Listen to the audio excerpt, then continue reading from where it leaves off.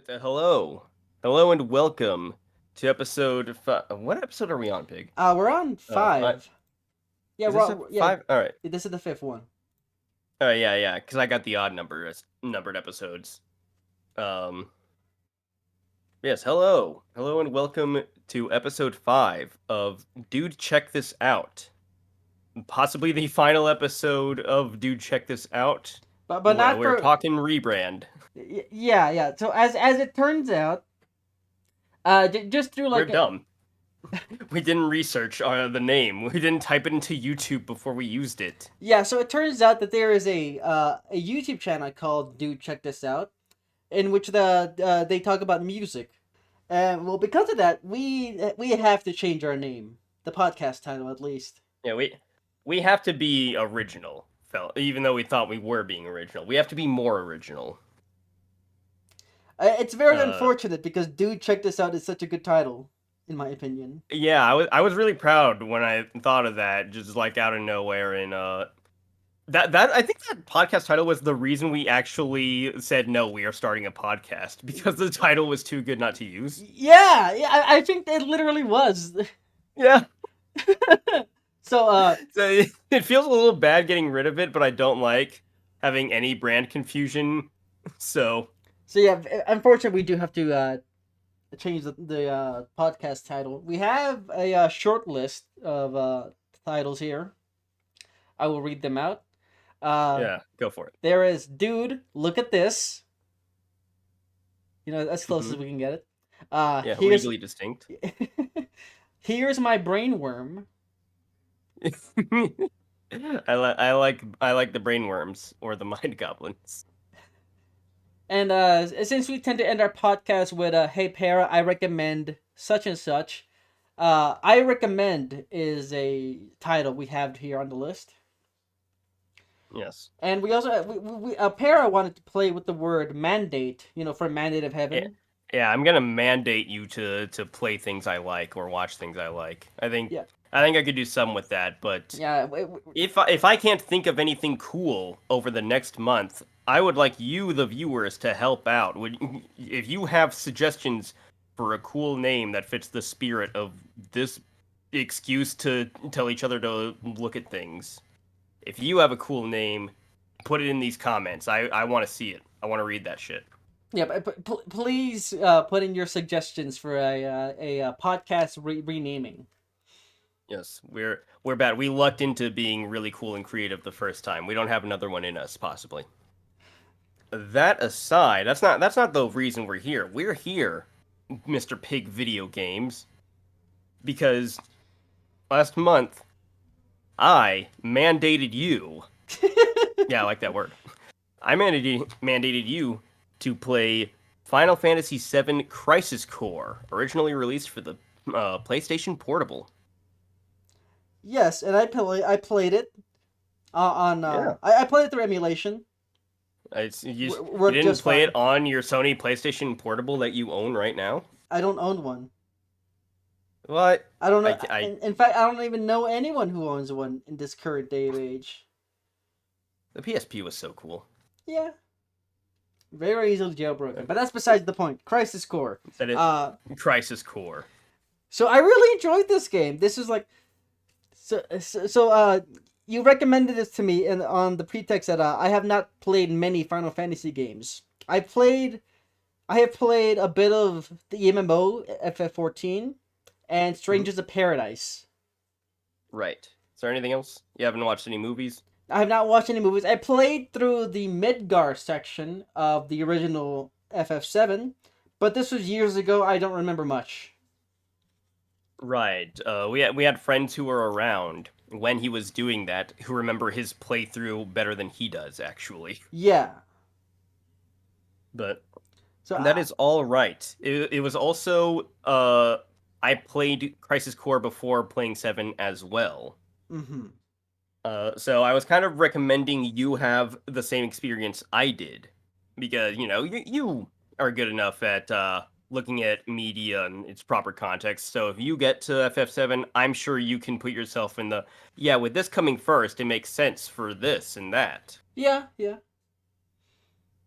And So I know, like, I know FF7 just through osmosis, so I know like like the surface details that like everyone knows. Yeah. Sephiroth, his song is One Winged Angel. You've heard it before. The big katana, Uh, Cloud, Big Katana na na na. Aerith dies. Spoiler. What? I can't believe you spoiled Rebirth. I haven't played Rebirth. I don't know if that happens in that one or if they're waiting. I need to play those games though. But getting back to Crisis Core, for anyone unfamiliar, I will go over a summary and synopsis of the game real quick, or as fast as I can without missing too much. So, in Final Fantasy VII, you are given a couple of brief flashbacks and a bit of knowledge about Cloud's best friend before the events of the game, Zack Fair, Soldier First Class, who, spoilers, died in before the beginning of Final Fantasy VII. Then in 2007, I think they released a prequel game on the PlayStation Portable where you play as Zack and go through his story leading up to his death, which does make some changes to lore, a couple of retcons, and I choose to see it as every iteration of that part of Zack's story. Each iteration is just a different person's perspective. So the flashback in 7, as I interpret it at least, this isn't like Nomura confirmed or anything, but I always choose to interpret it as the flashback in 7 is how Cloud remembers it. The Crisis Core is it just from Zack's perspective as you play through him. And then there is also an animation. I can't remember the exact name of it actually off the top of my head, but there is an animation of like essentially that last chunk of game after they escape the experiment. That is kind of told from the Turk's perspective and looks a little different. Hmm. Is that in But that's in some animation? yeah, there's totally a thing. You should watch it actually Hmm. sometime. I'll try and find it for you. But it follows Zack from before he's even promoted to first class. It covers the end of the Wutai War, which is a thing that gets mentioned in Final Fantasy VII. His promotion, his relationship with his mentor and other soldier operatives, and of course, Sephiroth before going insane and his downward spiral into becoming the iconic villain he became. So, I took actually took physical notes this time. I'm trying to become more of a professional with this podcasting stuff. So, here's what I'm thinking is that we go through the basic uh the basics beats of the story, and then like just each of the characters, because we'll can cover gameplay briefly after the story beats, but that'll only really come up with the rest of the discussion like in very specific moments, because the game, you're not here for the gameplay for the most part. This is a very basic video game to play. Yeah, yeah. Yeah. Gameplay is simple and enjoyable enough. Yeah, the gameplay segment will be a little short because there's weird and interesting choices, but the game itself, by and large, is it's slow. It's not difficult to get the hang of at all, and it's there to like be engaging enough to get you through the story, and it does that job. So, to start off, we're introduced with Zack Fair, soldier second class, in a training room, like a holodeck simulation, where he winds up uh, killing what appear to be Shinra troops to kind of ease in old fans who are used to fighting Shinra, I guess, and then have a brief encounter with hologram Sephiroth at the end to go, ooh, look, he's in the game. From there, he takes on an assignment to go to help end the war with Wutai, and discovers a soldier first class named Genesis has turned traitor. You spend several missions trying to hunt him down and figure out what the deal is. Your mentor figure, Aunt Jill, also winds up going missing. You team up with Sephiroth to track down both of them, the missing traitor scientist Hollander, and eventually witness Sephiroth's downfall firsthand before being experimented on for a period of 4 years, then escaping to make your way back to Midgar, falling just short of that goal. That is the basic outline of the big events of the game. And this game has a lot of individual story threads that sometimes feel a little mismatched, a little scatterbrained, but overall the story winds up being very strong. Do you have any thoughts on the overall structure of the story, the narrative, any particular things that felt weird or particularly great? I really liked all the stuff with Angeal. He was a character that I was not aware of at all.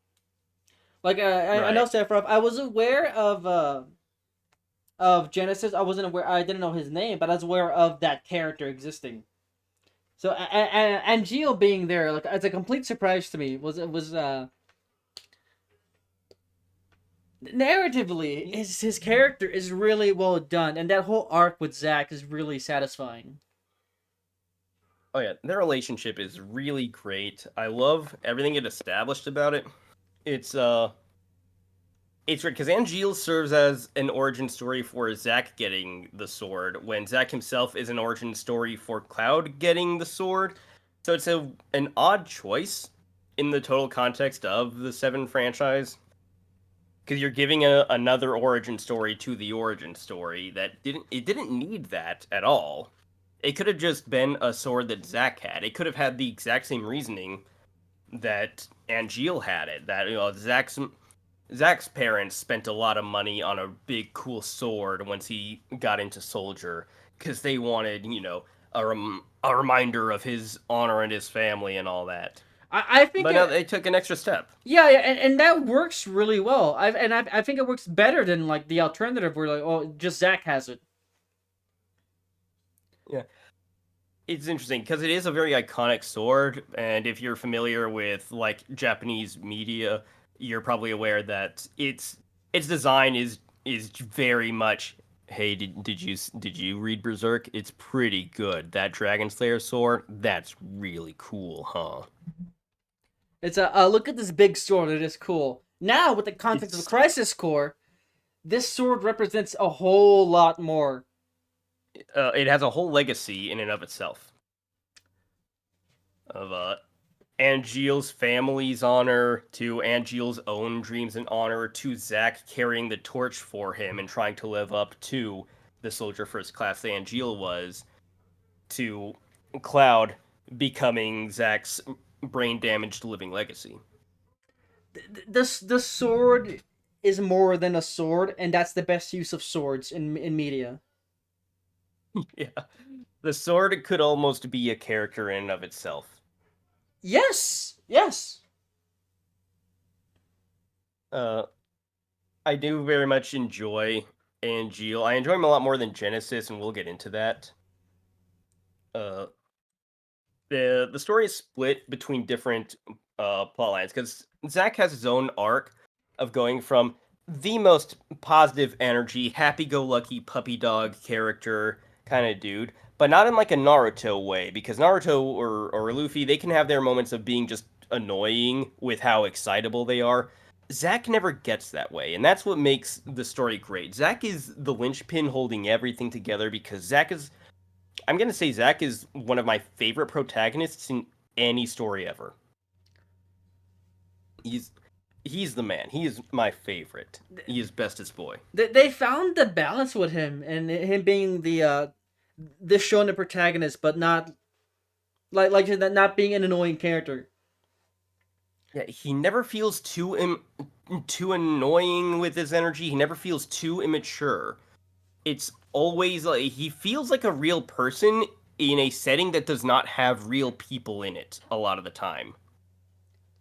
It's the how grounded he is amazing, because I'm gonna draw a comparison for you. You remember that scene like maybe a third or of the way through the game, where you get the flashback to the first class soldiers in the training room, and it's just the most anime fight scene you've ever seen in your life. Yeah, yeah. Sephiroth, Angeal, and Genesis doing their thing, just hanging out. Yeah, it's a big fight scene. You've probably seen at least clips of it on YouTube somewhere. Oh yeah, If yeah, not, look it definitely. up. It's a fun time. But you see, like, they're flying through the air, throwing massive fireballs. Sephiroth is swinging his 8-foot long katana blade and cutting through a 30-foot cannon barrel somehow. It's nuts. And then you have these moments where Zack is walking into Angeal's house and sees his mother on the Angeal's mother dead on the floor, and Angeel just standing there. And Cloud assumes the worst, and he grabs him and just slugs him. And it's not an anime punch. It is not. It is the most realistic punch I've seen a character take in a video game. Actually, You said Cloud. Cloud. Oh fuck. Zack. Sorry. Cloud wants to be Zack very badly, but no, it's Zack. Zack and Angeal. He sees Angeal there, assumes the worst, assumes that Angeal uh caused that death. Yeah, like, Grabs him by the scruff of the neck, by the collar of his shirt, and just big right haymaker to the jaw. And he stumbles and falls over like a person. There's no like flying through the air, and I love that. Kind of refreshing, you know? my initial reaction to that scene was like, well, I kind of felt like, he must, under the assumption, Angeal killed his mother. Right. You want to give him the benefit of the doubt. So the most I could think, like, he wanted to, like, put her out of her misery. But Yeah, it's revealed later that she killed herself, but it was not a good look in that moment. it was not. It was not. It was not at all. Uh, but yeah, Like, there's several. Oh, go ahead. you want to give Angeal this benefit of the doubt, but from your point of view, he just did something horrible. Yeah, and Like, it's this is also like fresh off his disappearance. You don't know what he's been doing, where he's been, why he hasn't contacted anyone, what he's thinking, what he's like, his next move is, anything. So throughout and the he's also game, just standing there not saying anything. so throughout this like first half of the story, there's like this underlying distrust of Angeal that you really don't want to be feeling. Yeah, but like Zack wants to trust him and for him to come back and things to be the way they were, and he's such a like enjoyable protagonist that you're right there with him the whole time. There's a That's like one of many plot threads. Uh, there's several things that the game is asking you to keep track of through the story. There's like Zack going from this hyper shonen boy of like 19 years old or something at the start to having to go through loss after loss and fight after fight and like grow into a somewhat more serious and more jaded, more mistrusting of the company he works for, more mistrusting of the system person. And the story of Zack is just seeing how much you can take this like positive, just beacon of good in this world, how much you can beat him down before he breaks. And it turns out the answer is all the way to the end because he doesn't break until he's in the dirt. Oh boy, does Oh, he not break? he doesn't, and he has every right to. And that story thread is the emotional through line of it all, but it's also asking you to keep track of this Hollander character who is a knockoff of Hojo in the original game, who you also see and hear him be mentioned throughout this game, but he doesn't. You don't if you haven't seen anything of Seven before, you don't really realize how big a deal Hojo is. Mm-hmm. Like, he's just another Shinra scientist. You was He is you, he's Sephiroth's dad, by the way. yeah, that makes sense. Yeah, yeah. Given what I know about Sephiroth, Yeah. in a way, If, he is his dad. not in a way. That Oh, just straight up. oh, really, really? Okay, okay. Yeah, if I'm remembering this correctly, and if I'm remembering a fucking 28-year-old video game lore wrong, then someone please correct me. But I believe it's Hojo, uh, a woman another character Vincent loved named Lucretia or something. Hojo bangs her and puts all the Genova experimentation stuff into the fetus. Oh, okay. Similar to what they described doing with Genesis, except it works this time. Mm-hmm. But you keep track of like who Hollander is and what he's been doing with Genova cells and like cloning slash copying technology. You keep track of Genesis, who is not only like working with Hollander and creating copies of himself to achieve his goals, but is also like obsessed with his favorite play. It's like a character is like floating around quoting Hamlet at you while also being a terrorist. It's a little weird, but it works in some ways and doesn't in others. You try to keep track of like where Angeal's head is at because you trust that he's going to be a good guy the whole time, but not all of his choices always make sense, and you're never entirely sure where he's going with what he's doing. Also wants you to keep track of Sephiroth and how he's going from the world's greatest hero as far as everyone you've ever met is concerned to the monster he's known to be later on. Yeah, And then there's other smaller threads like the Turks and what they're up to, and the love story with Aerith and all that. mm-hmm. From Zach's point of, you are viewing like a story of these three guys from Zach's point of view, and you're watching these three guys just like fall apart.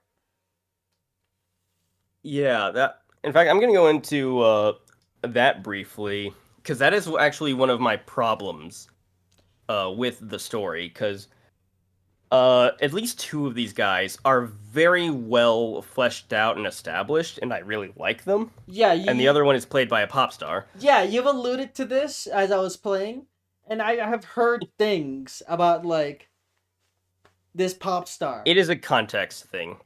But actually, I'm not getting into the gact right now. I'm getting into uh, the friendship between these three. I have trouble buying it the way it's portrayed. Because you barely see them interact in a friendly way ever outside of the one training cutscene. And in that, there's clearly so much like actual resentment on Genesis's end. Like, it's try to imagine them just going out for a cup of coffee after, and I don't know what they're saying to each other. I can't imagine a conversation they have over coffee. Like, all three of them are cool, and they do their jobs in the story. It's just they try to sell you that these three were the closest of friends while also being the most elite soldiers. Yeah, And I don't buy it. you don't see it at all, except from that one cutscene. Which sells you on Genesis like silently hating Sephiroth more than it sells you on their friendship. Mm-hmm. Angeal, like that cuts. I walk away from that cutscene going, man, Angeal cares about both of these guys plenty, but like there's clearly something underneath with those two. Uh, uh, before getting into more story stuff, because I think we just have to go into characters after this, and that's probably going to be the bulk of these conversations is like characters and their individual stories. We can briefly go over gameplay just to like be clear about it and point out a couple interesting things because you have a little menu of actions at the bottom that you cycle through, like attack, whatever spells or power attacks you've equipped, and then your items. That's about it. Yeah, you can. you press the button to attack. You use your shoulder button to switch to like a different attack or spell or item, but to use that with the button. And there's a block, there's a dodge, and you move around. Yeah, that's the basic gameplay that's in your control, and your setup of the little bar is controlled by your own equipment that you customize yourself. It is simple. There is a materia fusion system. Yeah, It's pretty. it is simple and enjoyable. It serves well for like a comfort game for me because it's easy to turn your brain off and just enjoy it. Hmm. Like you're not going to get a ton out of it, but you don't always need to. It's a bit of slop, you know, A bit of yummy slop. just a hint of slop, You're but you, not in a bad way. you're gonna enjoy your yummy slop gameplay with your really well written story. Yeah, it's like the worst I can say about like uh what we said so far in the combat is just that because there isn't a whole lot of complexity or depth to it because like the pace of your actions and enemy actions is also very slow. Uh the only way they know how to add difficulty is to like have certain attacks just stop the whole game and become unavoidable damage as a cutscene and to really number pump the enemies and just make them damage sponges. Yeah, That's yeah. the only way they know how to make it hard. There's a couple of those later in the game. Some boss fights. Yeah, and it's because the director Tabata-san, he is not a gameplay man. He doesn't want a lot of complexity. He doesn't want reaction times and a lot of button mashing. He wants it to keep it simple because that's the games he would enjoy playing. Mhm. Which I get, but man, you're not the target audience, bud.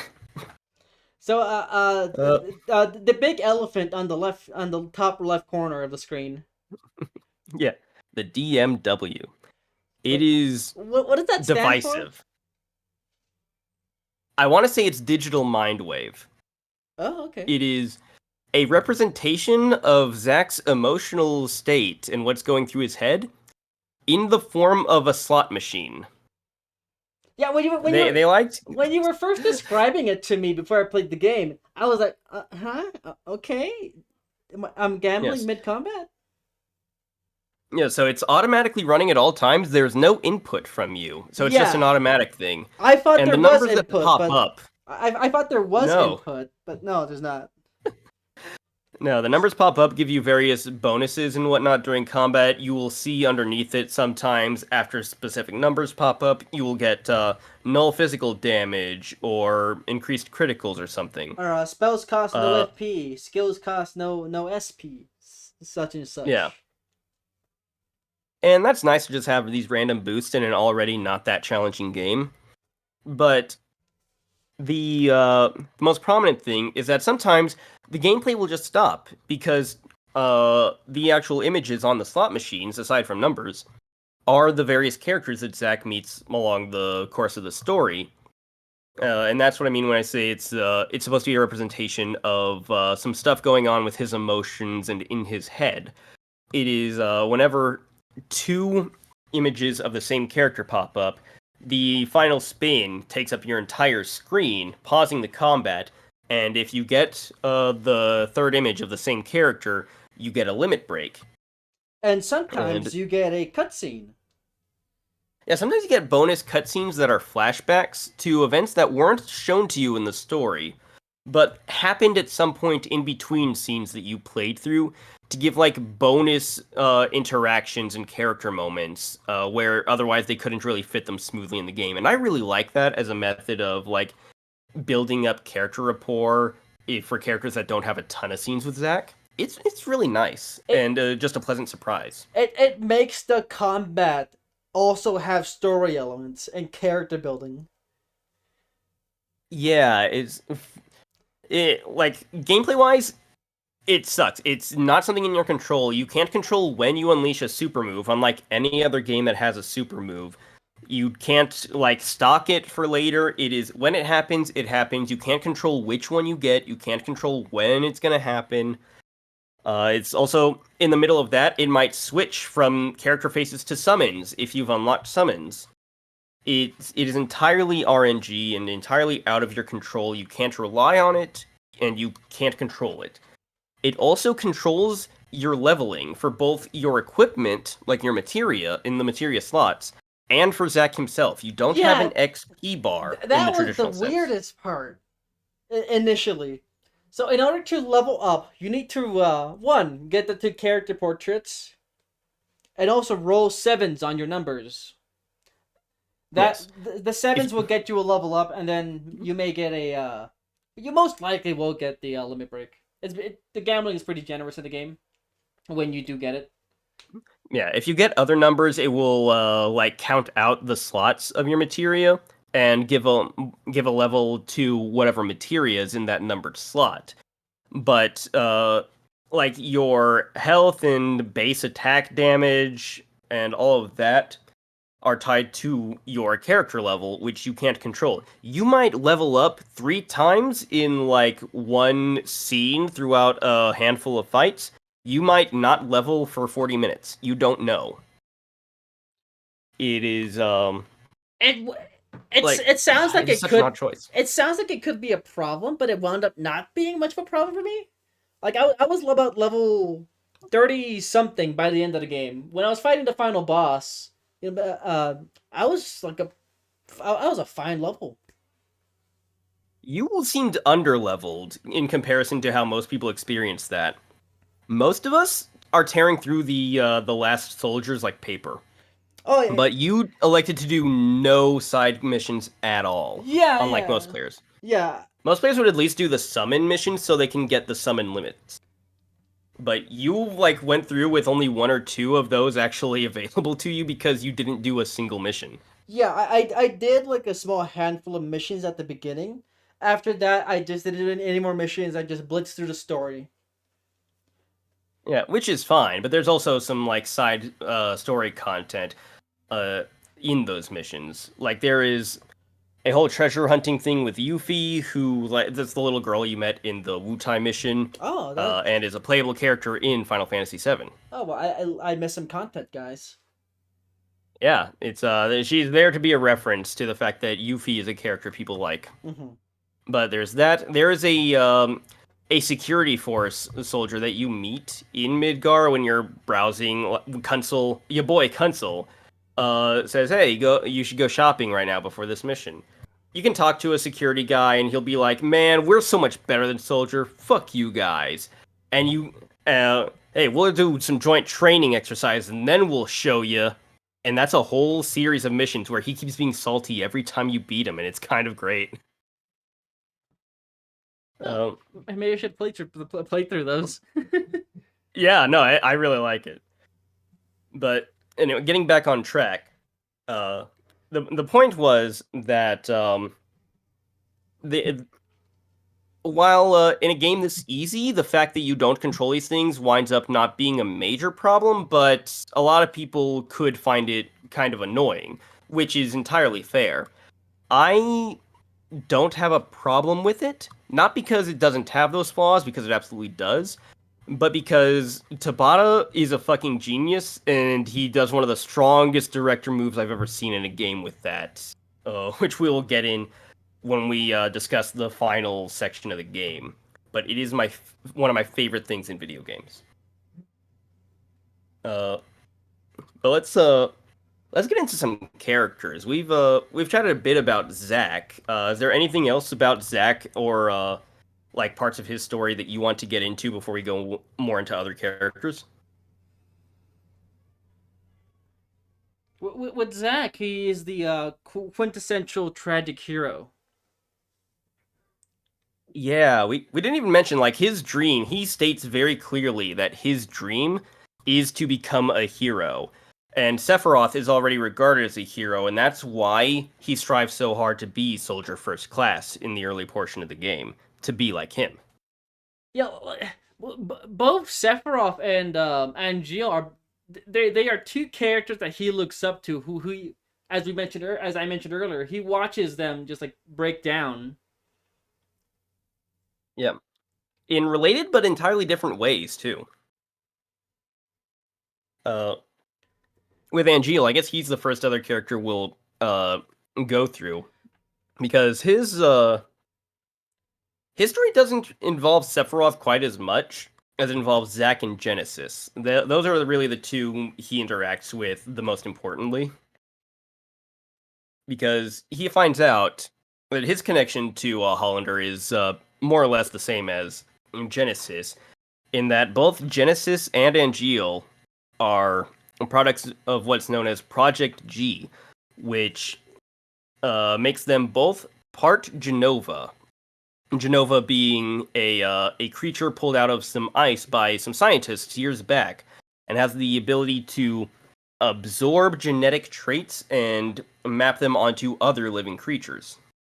Now, mind you, Genova is spelled with a J, not a G, and so Project G is not Project Genova. Instead, it is Project Jillian.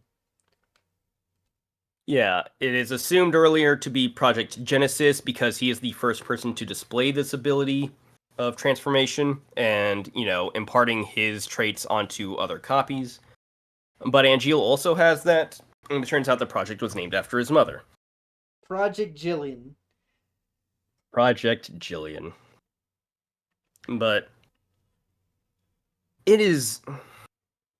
I'm not a huge fan of how they did all that with Hollander, but Angeal himself is great because he watches Genesis piece the fuck out before realizing, presumably in a private conversation they had while Zack was helping the director of Soldier escape danger. He finds out that he is also like Genesis in that he's not quite human. He's something else. He has the ability to impart his traits onto people or monsters or what have you. And he also disappears from Soldier to figure out what he's doing. Whereas Genesis goes full traitor with Hollander because we gotta find a way to stabilize my cells and all that. Hollander, I'll do whatever terrorism we're doing to figure that out. Yeah, Genesis, he's willing to do a lot just to basically to not die. Yeah, there's not a whole lot he stops at until the very end, where he has to fight Zack for some reason, even though they don't have beef. It's not really explained why, because he just gets cured at the end by the gift of the goddess. But then he fights Zack anyway, even though he's not mad at Zack, and Zack doesn't want to fight him. As we're talking about this, the more, or I guess the less Genesis makes sense to me. Yeah, because it's not just the context of how he ruins retroactively aspects of the story. In fact, we should talk about Genesis next, just so we can, after we're through Angeal, just so we can get to that. But it is also that his story does have legitimate problems in itself. But yeah, in contrast, Angeal doesn't immediately go, well, we gotta do whatever so I can continue to be the guy, because Genesis has much more of an ego, so he needs to survive. He's gonna be the guy who finds the gift of the goddess or whatever, and be the hero and this and that. Angeal just wants to be a good guy, and he doesn't know what possibly being a monster means about what kind of person he is. Yeah, he's got to figure that out. Very conflicted. There's this scene in the first half of the game where Zack confronts him. Angeal reveals that he has the one wing. Yes. And he's describing himself as a monster. Zack tells him, no, you're not a monster. You look more like an angel. His name Angeal. He is an angel. Yeah, it's very subtle, guys. I like it. Though. I've known tons of writers that use subtlety, and they're all cowards. Yeah, he has this really good line. Important... go ahead. He has this really good line. What do angels dream of? To be human. Oh yeah. No, that whole exchange is amazing because it's because he gives the whole those aren't the wings of a monster, they're angel's wings. Okay, then what should an angel fight for? What do they dream of? And Zack doesn't have an answer for him. Angeal comes up with that response himself, which I really enjoy. Just to be human. He just wants to be a normal guy. Because that's what he thought he was. He was content with who and what he was up until the moment he realized it was a lie. And that conflict is so interesting. And he knocks Zack, unlike the way Zack punched him, it was a full anime punch, fly 30 feet through the air. And Zack gets up and refuses to fight him. Because you're just taking some shit out. We're still friends. And it is the sweetest moment. I love it. Um, and important note for context: Zack isn't always perfect either. Earlier in the game than that, he also thought that the fact that Genesis and Angeal had wings and weird powers could mean that they're monsters.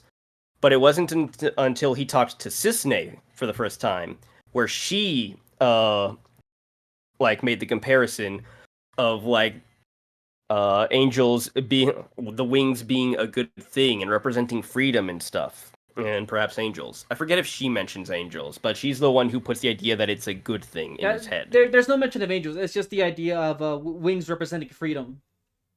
Yeah, it's very nice. And over like, oh, that's also one of the like really really humanizing moments is in that same scene, but earlier when he first appears to Zack.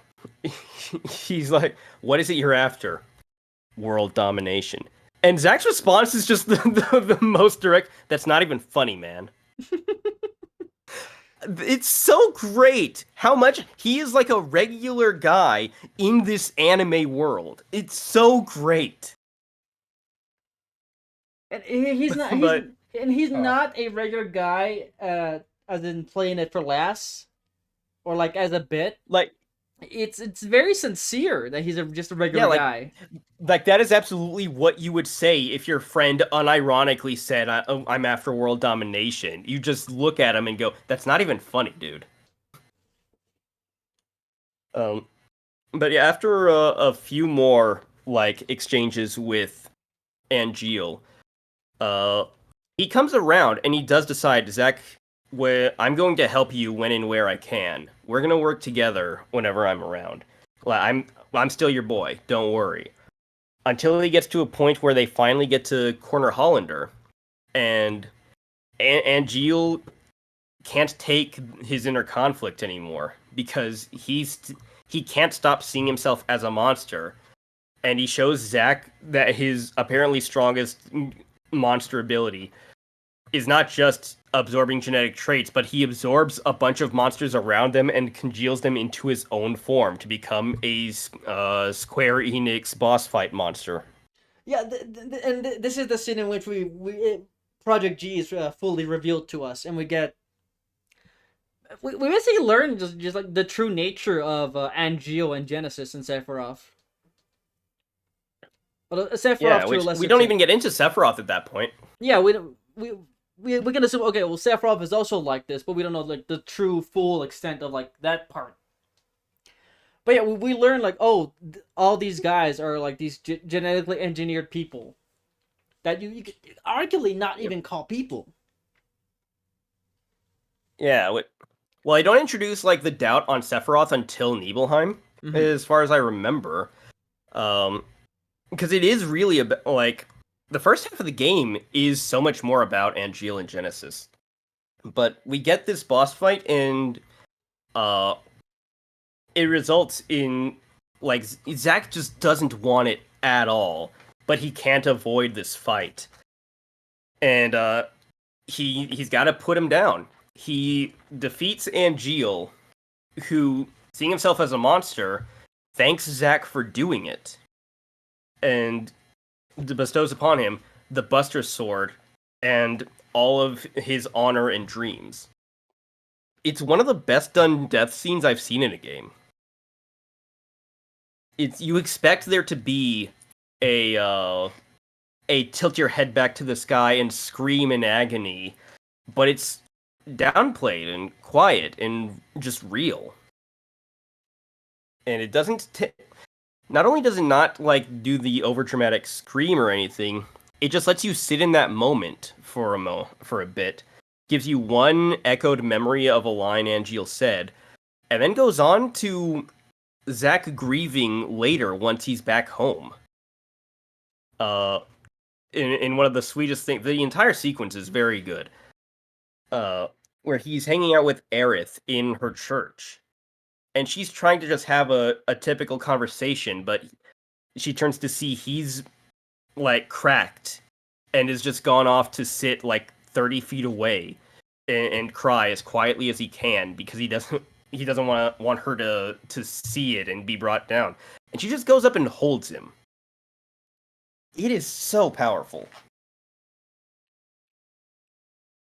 Ah, you I don't know, how do you feel about like that conclusion to Angeal and his impact on Zack? It's really well done. Like it had honestly, I even told you about this. It had this little like finality feeling to it. Where like if the game had ended there, I would have I would have been fine. That's a great story. I really like that. Yeah, it's because I believe at this point, correct me if I'm wrong, Pig, I didn't do a full playthrough, a full replay along with you. Mhm. But by this point, there was a moment before that where Genesis had a death fake out, right? Yes. You were Okay, it was before. yeah, you fight Genesis. Actually, Genesis is in that scene. I'm pretty sure. I didn't think he was in that scene. I thought like you had just had the Genesis boss fight, and then he falls into a pit, and you presume him to be dead. Yeah, right. You're correct. I remember misremembered it. Yeah, you fight Genesis Okay, earlier. He falls into a but pit. And he is like degrading. He has like great white streaks in his hair. His overcoat is like crumbling. I love that like most of his skin is covered, so to show the degrading, they just had to make his clothes disintegrate with him. Yeah. So It's good. you can just assume, oh, well, I beat him. He died. Yeah, it's like if you didn't know anything about Final Fantasy VII, you could assume that this was the first installment of a story, and you would see Zack again in a sequel. Mm-hmm. But Yeah. then it keeps going, and it's but that's the conclusion for Angeal, really. Conclusion for Angeal Uh, and the first half of the story. yes. Now we can move on to Genesis, and this is the biggest can of worms here So because we can go for oh man. so I was aware that Gact was in Final Fantasy VII in some way. I didn't know exactly what the deal was with Gact in Final Fantasy VII. Yes, because he's not in the original game. He is in this, in Yeah. Crisis Core. He is brought in. For anyone not aware, Gact is a very big, famous Japanese pop star man who is so big and so influential, he got his self-insert OC put into one of his favorite games, apparently. He was Right? I almost he was Final almost Fantasy in VII fan. he was almost in Metal Gear Solid 2. Really? I didn't. I think I might have heard that once, but I forgot. Um, but yeah, he plays the character of Genesis, who looks like a Japanese pretty boy pop star in the game, but with like a bit of armor on top. Yeah, and he has a Uh, really cool looking sword. It's like it's a bit of like a small sword looking deal, or more of a in rapier. comparison to the Buster Sword and fucking Sephiroth's Musamune, yeah, it's not that big because it's a normal sized sword. Yeah, it's this like regular sized rapier with a very decorative handguard.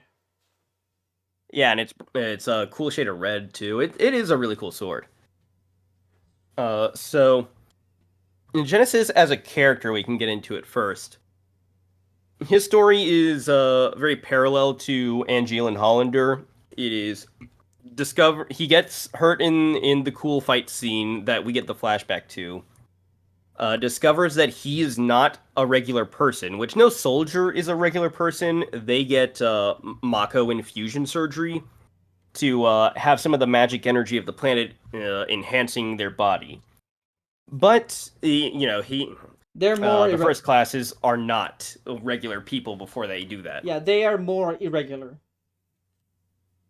Yeah, so he discovers that he is not quite human, and eventually goes missing in Wutai, and convinces Angeal to desert as well. And he is much more of a direct antagonist throughout most of this game. He is going around setting loose copies of himself to be an excuse for you to, have fighting and combat throughout the game, no matter where you are. He is attacking his hometown. He is attacking Midgar. He is attacking Mako reactors. Just anywhere and everywhere. And Zack himself knows little enough about Hollander and the science behind it to where they can be pretty vague about a lot of his appearances, and there's not really a reason to question it. So it serves a good enough like purpose to pull Zack to various places and have him do a whole bunch of fights. So it does the job. But Genesis himself, he is the most theater kid ass motherfucker. His primary character trait is having an ego and really loving quoting his favorite poem at you. Yeah, he is like to a very problematic degree obsessed with the poem Loveless. Yeah, the play Loveless, which there was like, of course, the building with the Loveless sign in Midgar in original Final Fantasy VII. There might have been a few lines actually written about it being a show you could go see, but they wanted to make it this like ancient play that was discovered and unearthed, and some people formed like legitimate spiritual beliefs around it, and nobody uncovered like the full version of it. Yeah, And there are 4 acts that are performed on stage, and there's the missing 5th act, which I guess Genesis fills in with like 3 lines at the end. Yeah, An entire act, 3 lines. Like his obsession with this play is like it is his motivation, and I guess he's basically being led on by Hollander. Yeah, his primary motivations are one, to stop his own degradation, because that is something that is happening to him. Not Angeal, not Sephiroth, but him, Hollander, and anyone else who has been infused with Angeal or Genesis's cells through that copying thing we mentioned earlier. All of them are degrading. Angeal's the method of creating Angeal worked better and the method of creating Sephiroth, which was different from both of theirs, worked a lot better than the Genesis one did. So, Genesis and any copies from either of them degrade over time.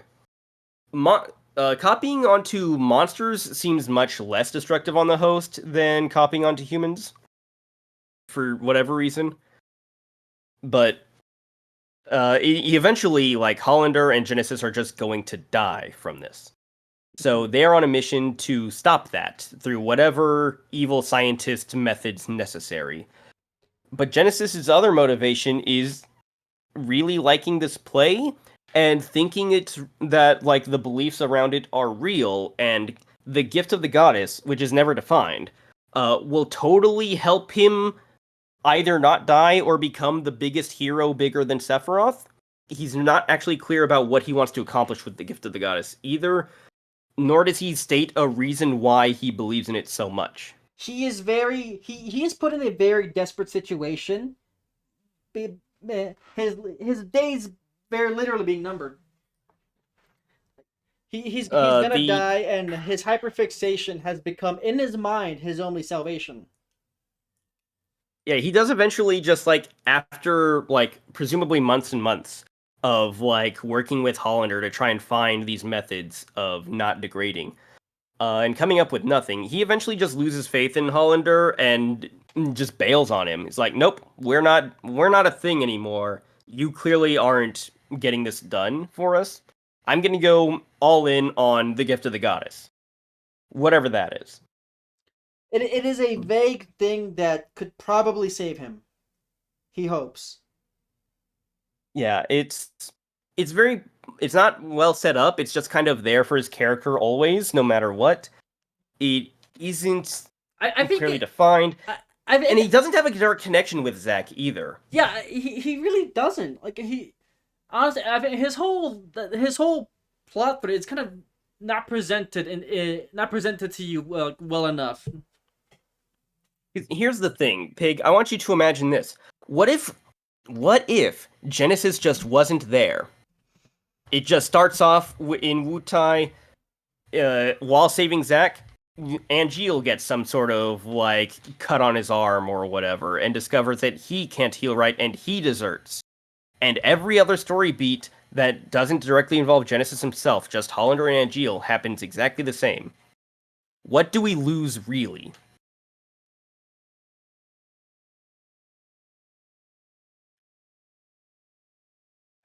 Yeah, that's what I thought. Yeah, I'm thinking of like certain events in the game that well you could just do that a bit differently. There are specific moments, like I'm really just thinking of one, that kind of need Genesis around. But that's it. Like, I mean, there's the cool CGI fight scene, but that could have just been Angeal. They could have written a legitimate beef between them before things went south. Well, without Genesis, after you defeat Angeal, what does Hollander do?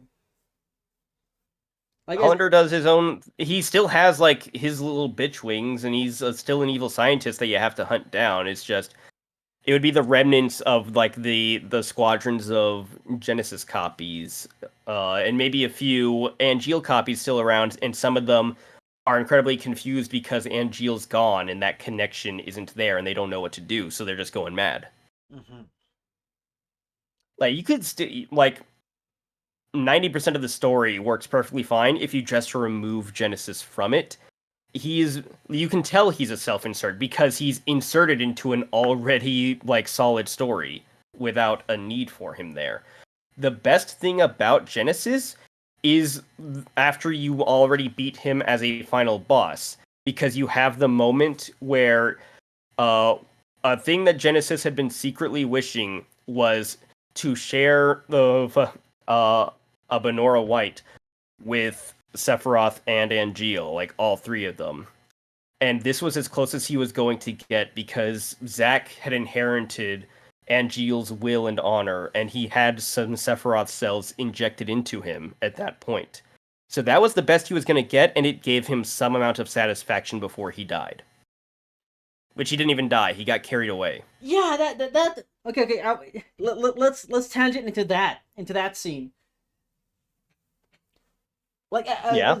Zack leaves with Cloud to go to Medgar, and then these guys come down in a helicopter to grab Genesis, who is still alive somehow. I thought he would die. Like narratively, he No. should have died there, and it would have been a close circle. But no, he gets taken away. To No, he has to be turned into a different character so that he can pop up in Advent Children and then bring Sephiroth back from the dead. Yeah. I get that right.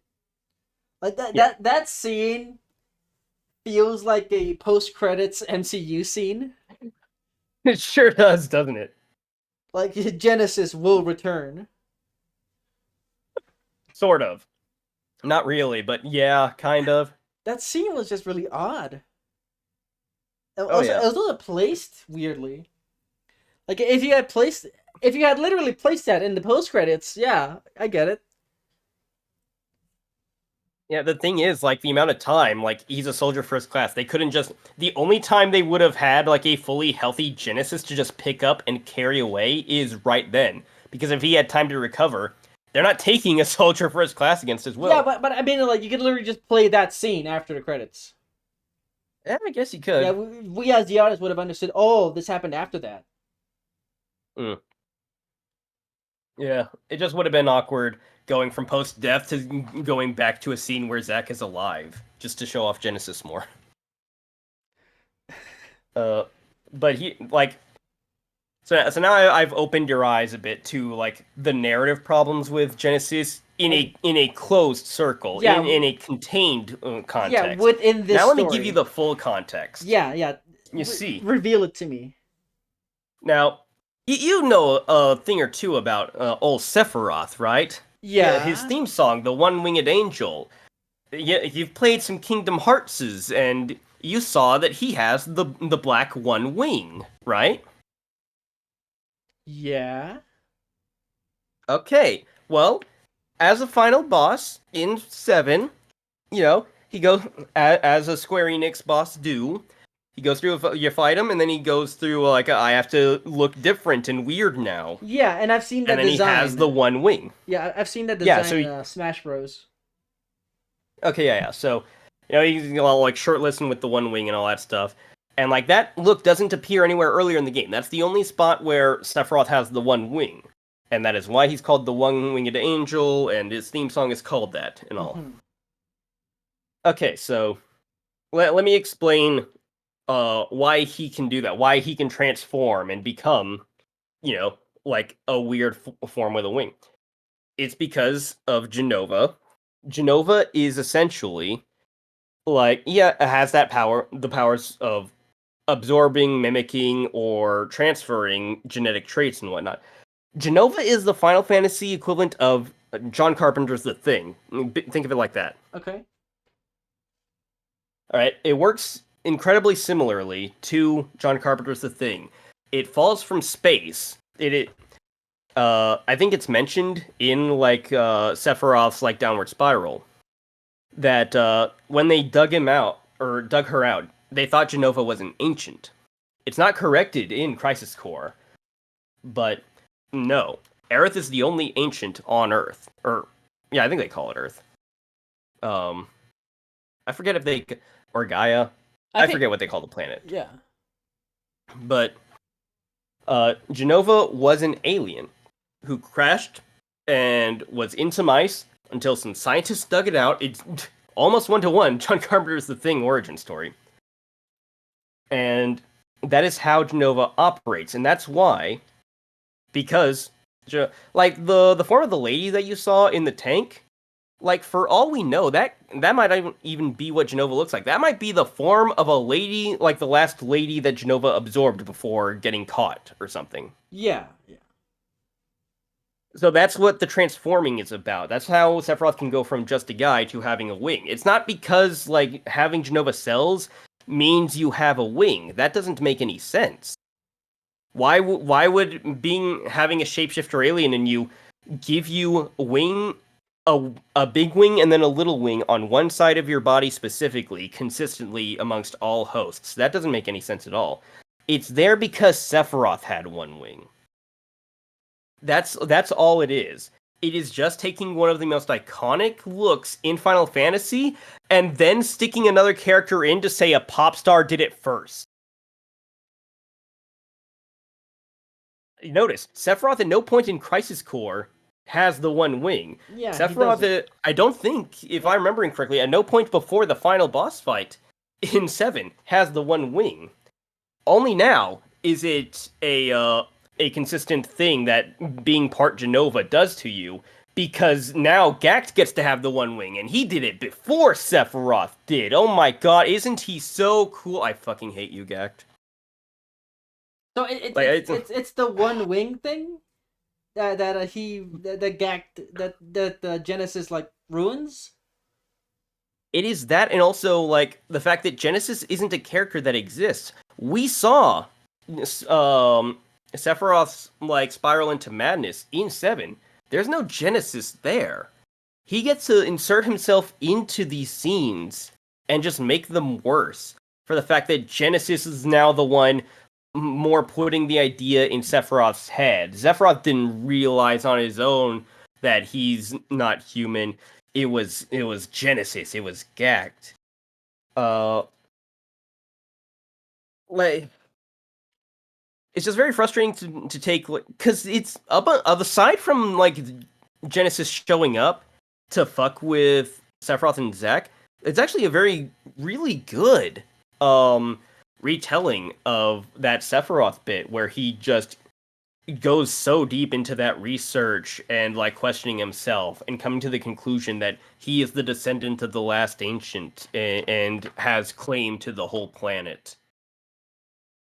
If it was, but it's not his thing anymore. Now it's Genesis's thing that he pointed at for Sephiroth, while already having that stuff going on before Sephiroth did. It's like a Dragon Ball self-insert OCs from DeviantArt going, well, actually, my guy Blohan did the Super Saiyan 2 first and beat up all the Cell Juniors before 16 even got his head crushed. Oh, okay. I get it now. I get it now. And like that stuff can be annoying to find, but this got put into an official property of it. And that's it feels dirty, man. It is actually a guy putting himself insert canonically into an already well established, well done story. Yeah. And like Genesis, like having copies that serve as cannon fodder to make an excuse for gameplay to happen, that's fine. Them getting a celebrity to be in the game and he gets to be part of this universe that's so cool and iconic, that's fine. But making him that important, making him a core part of this like self-contained origin story, like him getting to steal like the iconic character design from a fictional character. Yeah. I just don't like that. And a lot of other people echo the same sentiment, of course. Genesis is not the most beloved character. And also for many years it was thought that the reason we didn't get a Crisis Core remake or remaster or even a port to anything, like there was never any good reason logically to not do it. So people assumed that because they had a celebrity's likeness in the game, the legality of that must have been causing a problem. Yeah, I have No, heard of Square's that. just stupid. Square just never asked. They never asked. Yeah. And then as soon as they started doing the remake stuff, and they're like, and we want to like, so that people are still familiar with Zack and all that, we're gonna slap some new assets onto that stuff, maybe update the gameplay to be a little better, and we're gonna re-release that Crisis Core with replaced voice actors for every character, even though everyone wants the old voice actors. It's a weird thing. I think that's only for the English dubs too. I think a lot of the Japanese voice actors got to return. They brought the Gact back. But yeah, no, it like when they wanted to remaster Crisis Core, it just happened. There was no problem. Yeah, there was no legality problem. Gact was down for it. Gact wanted it even. Gact was waiting. Yeah, so fiending for it. The hatred has lessened because we learned that Gact was not an issue with getting like a port or remaster. It was never Gact's fault. Square Enix was to blame. Yeah, it was just Square being dumb because there's been a very large chunks of time where anyone whose name isn't like Nomura or Yoshi P just can't make money in that company. Just for some reason. Like a Kingdom Hearts game will make money. Yoshi P fixing Final Fantasy 14 consistently makes money, and just running that to be like, from what I've heard, one of the best MMOs around. Like those guys, they can make money, and Nomura can't always make money. He was like running Versus 13 into the dirt before it turned into 15. But apparently, very few other people know how in like the recent years have been able to just know how to make good decisions and make money. Square is a very odd company to observe. Yeah. But that is Genesis. We might have to like be short on some other characters because we've already been going for a bit. I mean Zack and Geo and Genesis. Aside from Sephiroth, we can those are the major players. All the other characters are supporting cast who are like. I think Cissnei I want to address, but we can keep that short because she only has so much, unfortunately. But Aerith is also important. Yeah, so I did not know that Aerith was at all involved with this game story. So another surprise alongside Angeal. Yeah.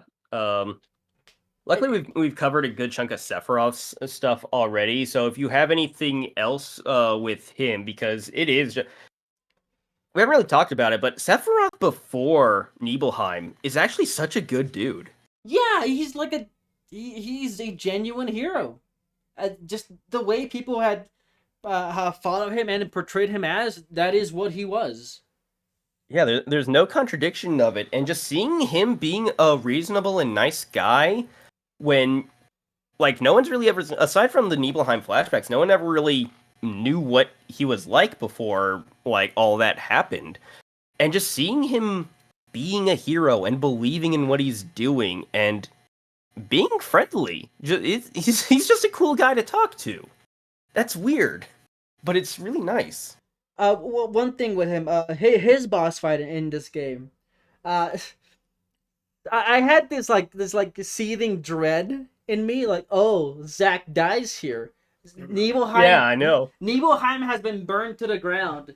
Cloud has gotten his origin story. Zack clearly dies here to Sephiroth, and that'll set off the plot of 7. But no, he Like, wins. He wins. yeah. Well, you won the boss fight. Zack doesn't win the fight canonically. Yeah, Like- I beat the boss fight. The story continues. Is my point. I thought the story would just end there. And I'm like, Oh, yeah. oh no, what's gonna happen next? I better find out in Final Fantasy VII. But no, the story Yeah. continues. Zack Yeah, isn't done Zack yet. gets his ass beat, but he lives. We're not done with Zack, because Zack isn't done with us. Zack's not beaten down yet. And Cloud goes from being the most wannabe bitch to being the guy. He is him in this moment. Oh yeah, he just carries the Buster Sword. He's just a normal guy. Yeah, it's just, and normal people can accomplish more than like normal people in the real world in this universe. It's not really very clear in this, but like Tifa and Barrett and like all the playable characters from that, they're capable of some cool anime shit. They're just not on the level of a soldier because they're enhanced.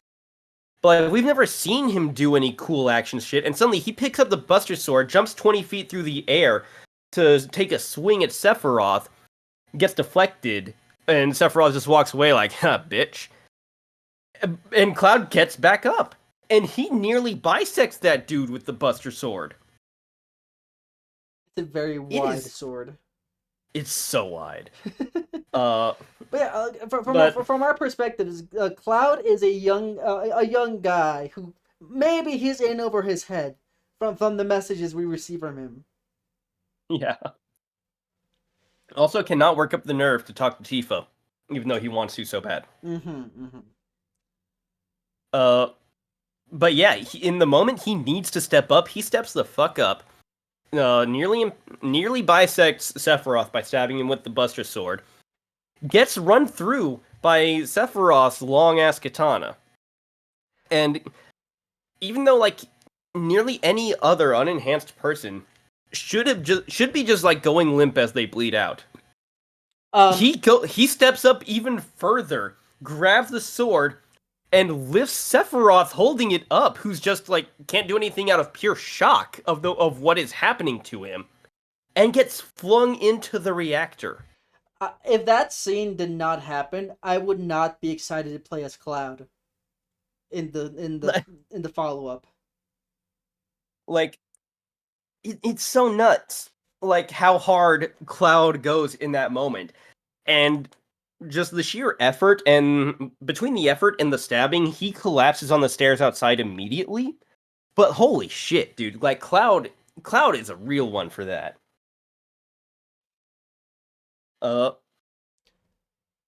From which point, of course, they are taken by Shinra scientists, experimented on with Mako and Sephiroth cells, and then we get to our final sequence. But we still have to address... I guess we can get into Cissnei briefly. She doesn't have a lot, but she's the other, like, important character in Zack's life, who is a Turk girl that he meets on the job and is just very sweet to him and, like, legitimately tries to help him through all his problems. She gives him different perspectives on Angeal and the situation in life, and like really they consider each other close despite how limited their interactions are, and it's just really sweet to see their interactions. There is a very understated and unrequited love story between the two. Yeah, there's nothing explicit, but you can like you can See see how much they care about each other, and that Cissnei might want a little more. Yeah. But, Zack's already taken because he met Aerith, which, isn't to say anything bad about Cissnei. Cissnei's great. She's one of my favorite characters in this. It's Uh, Cissnei, my beloved. Yeah, which isn't even her real name. And she wants desperately, before Zack dies, to let him know what her name is. And she never gets the chance, and it is tragic. And we, the player, don't get to know either. Okay. I want to focus on this and other like tragic things that happen at the very end of the story. So, Okay. Zack and Cloud are experimented on. They escape the experimentation tubes. We know that there was a time skip. We're not explicitly told that there's a time skip, but we're going to assume there's a time skip given context clues. We find some notes in the Shinra Right. Mansion, so we know. Okay, some time has passed. We don't know Right. how long. This is the beatdown sequence of Zack's life. This is... Cloud is suffering from Mako addiction. When you don't... a weird Mako poisoning thing where the experiments and the Mako he was submerged in. What's it called when you don't have any more of the drug you're addicted to? That's called the withdrawal. Yeah, Mako withdrawal, basically. So he is basically comatose. And Zack has got to get him out of there and somewhere safe. He is like clearing out lines of monsters or pursuing military agents, like for like yards and yards ahead of him before turning around to pick up Cloud's like nearly completely limp body and then drag him across the space that he's cleared out, and then looks to make sure the next bit is clear. And he does this like for miles. The Genesis boss fight in between this and the end. It's a boss fight. Don't worry about it. That's not what I'm talking about here. Actually, at the end, right after the Genesis boss fight, we get a letter. A letter from Aerith saying, "Hey, I don't remember exactly, but hey, it's been a while. This is the 89th letter I've written. It's been a while. I miss you. When are you coming back? This is the 89th letter I've written to you. It's been 4 years." It's at that moment, multiple hours of gameplay after we escaped the lab, that we learn it has been 4 years. And it hits Zack like a fucking truck. Now this is after, again, miles of exhausting carrying your best friend, getting caught up with by Cissnei more than once to learn that she and everyone you once trusted are now hunting you down because you're now an illegal experimentation that the public can't know about. And we can't, like, let you live. Cissnei lets him go because she cares that much. Cissnei covers for you as much as she can.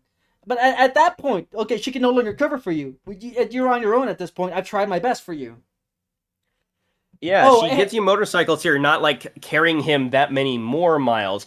Then you get like the former director of Soldier, who is now an Angeal copy for no reason at all. We don't know. There will never be an explanation why that happened. No one cares. It doesn't really matter why it happened, but it served the purpose of like, there's a bit of Angeal left in this world to help you. Yeah, him and the flying dog Angeal copy that protected Aerith for him once. They both show up, like, around the end of that Genesis boss fight to help protect Cloud while the Genesis fight is happening. And Zack has to watch both of them, both these representations of the last bit of Angeal in the world die in front of him while he's just before he gets that letter. And you see him react as he watches them fade to nothing. And it is heartbreaking, the hit after hit after hit he's taking. So we catch up with the Turks. The other Turk character, we haven't really spoken about him. Song, yeah. He's been watching over Aerith, making sure she's safe, all that. Yeah. We learn in that scene that he has the other 88 letters that he needs to give to Zack. Zack needs to. Yeah, they couldn't get anywhere, so he held on to them because if Zack ever appeared again, he wants to make sure his boy gets that mail. Zack needs to read these letters. I'm gonna give them to him. Cissnei, I'm gonna get them. Cissnei, go find them, protect them. Cissnei's like, please save his life. Cissnei's like, I'll save him. I want to tell him my real name. And what Yeah. happens here at the end? Uh, Z- we Z- skipped going over Aerith, unfortunately, but we're on such a roll here. Well, we can just get right into it, though. Zack goes on his final stand right outside of Midgar. He must protect Yeah, Cloud. there is. Oh, I have to give you bonus context here because like it gives you only part of the exchange that he has in the back of the truck. In 7, you get like a bit more of that. Of he's just chatting. He chats to Zack's unconscious body like all the time, and just in case he can still hear, and he wants to still treat him like a person because they're friends like that. To Cloud's unconscious body. Yeah, to Cloud's unconscious body. And he's sitting in the back of the truck with him because they're hitchhiking at this point, going. I think once I'm back in Midgar, I can like just make it freelance as a merc. I mean, I got skill or an everyman like handyman thing. Like I have enough skills to where I can just find, I can just pick up work here and there and make it like that. So what are you gonna do, man? And Zack and Cloud can answer. He's like, I'm just kidding. We're in this together, man. I wouldn't ditch you like that. And like he's still being positive. He's making himself keep that smile, keep that positive energy going for his boy. He doesn't even know if Cloud can consciously hear him, and he's still being that guy because he's a goddamn hero. Oh, that's really sweet. God damn it. Yeah. But then, yeah, because like the amount of beatdown he takes, he has the moments where it cracks. But Zack refuses the entire time to stop putting that smile on his face. He keeps it up, and it's the most admirable thing in the world because this is the point where they go as far as the truck is willing to take them. They get out, and Zack knows that there's soldiers right on their heels. So he takes a moment to hide Cloud up against a rock face where he won't be immediately seen. Just gives him a look, a tussle of the hair, like an "I'll be right back, don't you worry," and goes to face a small army on his own. Smile still on his face. And he just squares up. This is your final gameplay moment. You are fighting soldiers, and Pig being a bit underleveled, he didn't really quite get the same sense a lot of us got.